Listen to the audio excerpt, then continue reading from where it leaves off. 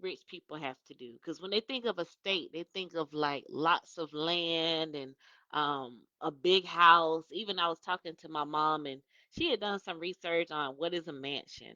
And then when she looked up what is a mansion, somebody had a definition of a mansion versus an estate, and an estate being of a certain size or having a certain amount of land. And so she pointed out to me that there is an idea of an estate that is reflective of property, having a lot of property, having a lot of land. But when we talk about estate planning, that's not always what we're talking about. When we talk about estate planning, we're talking about whatever a person owns at the time of their death. So they could own $1, or they could own $100,000, or they can own 100 houses. But whatever it is that they own at the time of their death is their estate. And it's important that we have a plan in place for your estate, regardless of how big or how small it might be. I had a client who, if you had asked her, 2 days, I would say a week in this situation, if you asked her a week before she died if she needed an estate plan, she probably would have said, I didn't own anything. And this is actually not my client, but it's someone whose estate that I dealt with. She probably would have told you, I don't own anything. I have it so that my house automatically goes to my spouse when I die. I don't have a lot of money in my bank accounts. I don't have any other property. So she probably would have told you, I don't need an estate plan. Well, she didn't anticipate the fact that 2 or 3 days before she died, someone else died who had named them as a beneficiary on their life insurance policy. So this woman was sick. She was not worrying about estate planning a few days before she passed away, and someone else who passed away in a more unexpected way died, and they had a life insurance policy where this initial person received a significant amount of money from that life insurance policy. So I know that the person who created the policy, if they had known that their loved one was going to die a few days later, they probably would have changed the plan, but they would have changed the policy, but they didn't know that their loved one was going to die a few days later, and they didn't have an opportunity to change their life insurance policy. So this person died with a significant amount of money left to them through this life insurance policy, and they had no estate plan in place. And so now, as the attorney and the client that I'm representing, as the estate administrator, we're trying to figure out how do we get the money that was left to this particular person to her heirs. And it was not a straightforward process. In fact, it cost thousands of dollars that could have gone into the hands of this particular person's loved ones, but it went into the hands of attorneys, the courts, people appointed by the courts to represent the estate in various ways. And there's just a lot of stuff that went into it. But if there was an estate plan in place, if there was a will, or if there was a trust, which both fall under the umbrella of estate planning, then this person's property would have been split amongst her loved ones in a way that benefited them in the maximum way possible, instead of causing them the stress and the headache that they actually experienced. So I cannot stress enough that even if you don't think you own a lot, you still need an estate plan. It could be a simple will where you just say, whatever I end up owning at the time of my death, I want it to go to these particular people, and I name these particular individuals as my executors. Naming someone as your executor, you're giving them the legal authority to carry out your wishes in your estate plan. Whether if it's a will, then you're giving your executor the authority to carry out your wishes in your will. Having a document that says these people get my property in these percentages, and saying this is the person or these are the people that I want to handle my estate, can make a world of difference for your loved ones when it comes time to handle your final affairs. I also want to point out, again, just to make clear, estate planning is the umbrella term. That is the thing we're doing. We're going through the process of estate planning. And when you're doing estate planning, you might create a will, or you might create a trust as the foundation of your estate plan. But overall, the umbrella term is estate planning. So if we decide to create a will, what that means is you get to say, these are the things I own, and these are the people that I want to receive it when I die. or and these are the people I want to carry out my wishes after I die. But that will has to go through probate before it can control your assets. So you can have a will that says all of my property goes to my three children, split equal ways, and you can say I want my oldest child to be the executor, and if something happens to my oldest child, I want my second oldest child to be the backup executor. You can have all that laid out, but they still once the person dies, you have to go through probate in order to allow that will to take legal effect. And so it's important that you plan for that and make sure the people you've named as your executors know, hey, you're going to have to take this through probate. And it's going to take a little bit of time, just so you know. It's going to be, it could be a 6 months to a year process.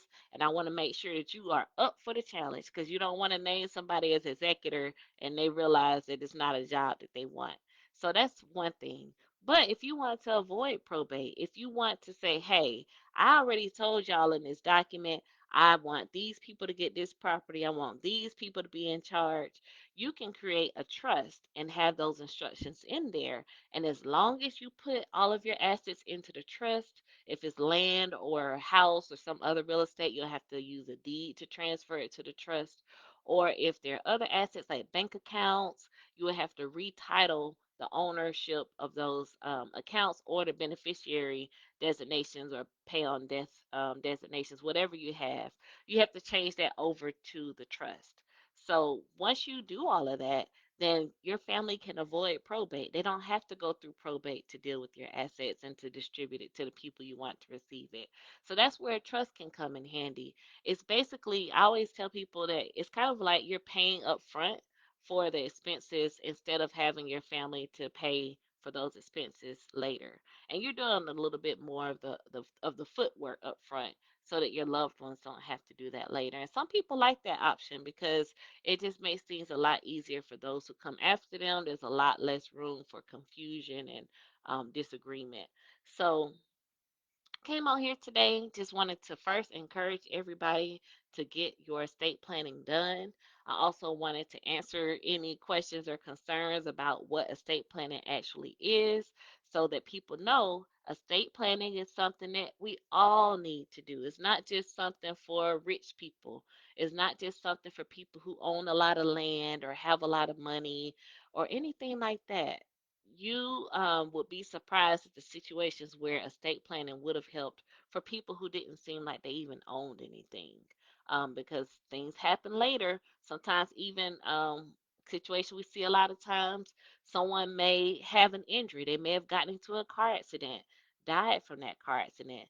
If someone actually intervenes on their behalf, there could be a settlement that perhaps the person who died in the car accident was hit by someone who was at fault, and that person had insurance, and there might be a legal claim to get that insurance payout. But having a will makes it that much clearer to know who's going to be in charge of handling that lawsuit on behalf of the person who has died. It's going to make it that much clearer to show where that money goes. If there are any minor children, there could be provisions in place to create trust for them. And this, I promise you, it's going to make things a lot easier. I have many cases where people have come to me and say, hey, my loved one was killed in an accident, and we're trying to file a lawsuit, but I don't have legal authority to do that. So they'll have me as the attorney and as an estate administration attorney or a probate attorney. They'll have me to create an estate for them, have them appointed as the administrator, and then they can go and file that lawsuit. Filing a lawsuit, you got timelines. A lot of times it's a quick turnaround, and it can be hard to get someone appointed in enough time. Thankfully, in the cases I've had, we've been able to get the person appointed, but there's always, in these cases, it seems like there's always a hiccup. There's going to be somebody who you can't serve, like an heir who you can't find and you can't serve, or there's going to be something that delays the process. And so it's important to already know, okay, if something happened to me, I may not own a lot now, but I could be entitled to I could be someone who could file a lawsuit, who would have, um, my loved ones could file a lawsuit on my behalf to retrieve money to help them out in the future. But having a will, you have an executor in place who can take that legal authority to make that happen. So It's very important that you have a will because you just never know what the future holds. You could win the lottery, and then on the way to pick up your check, we hope it wouldn't happen, but you could get into a car accident. You got the money that's entitled to you. You didn't get there to get it and put it in your bank, but maybe your loved one could open up an estate for you and then claim that money on your behalf. And if they're already, the executive of your will, that makes the process a lot quicker. So I'm telling y'all, it's so important to have a will or trust in place to have your estate planning done. I If you could read my mind, you would know how heavy this is sometimes because you're talking to people and you realize that if only their loved one had a will or if only their loved one had a trust, then perhaps things would have been a little easier for this person. So I just want to put that out there and say, hey, I'm not playing when I say it'll make things easier for your family for you to do this planning. So let's get you scheduled. I have a link in the description of this video that you can click to either schedule your intake call with my wonderful assistant Catherine, who will get you set up for a clarity call. Well, we for estate planning, it's a legacy planning session with me where we'll talk about your estate and your estate planning wishes. Or you can call Catherine and get scheduled today if you want to give her a call. She can get you scheduled for the next available legacy planning session on my calendar. But either way, I hope that and this is for people in Georgia. If you don't live in Georgia, I encourage you to find a lawyer who has a license in your state. But if I can help you here in Georgia, please don't hesitate to reach out to me, and we would love to help you through this process. Everyone, have a wonderful day and take care.